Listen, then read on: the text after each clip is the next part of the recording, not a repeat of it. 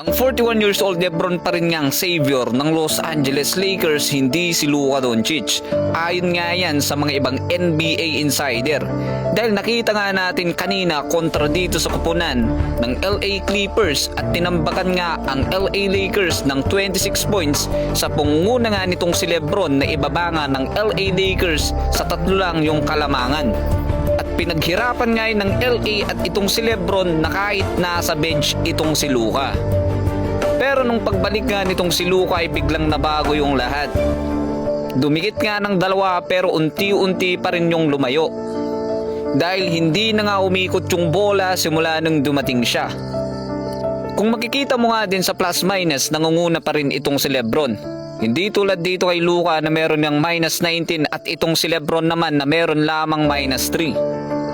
Na makikita na ang 41 years old LeBron ang inaasahan at nagbubot pa rin dito sa kupunan ng LA Lakers. Hindi lang sa opensa kundi pati sa depensa, dahil napakaganda nga ng pinakita ni LeBron na depensa kontra dito sa LA Clippers. Kaya nga nalimitahan ang kupunan ng LA Clippers at gumawa ng run ang LA Lakers sa pangunguna ni LeBron. At tulad nga ng sabi ko, yung 26 points na kalamangan ng LA Clippers ay binaba nila sa 3 lang.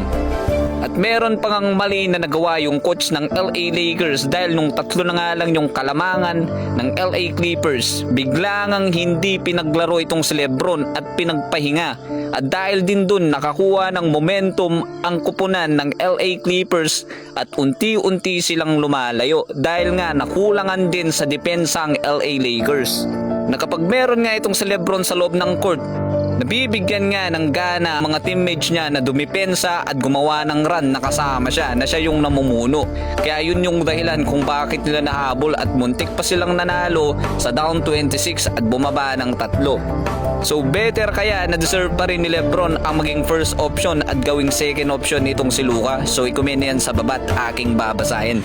Pero bago ang lahat, nais kong ipakilala ang isa sa pinagkakatiwalaang betting site, global or international.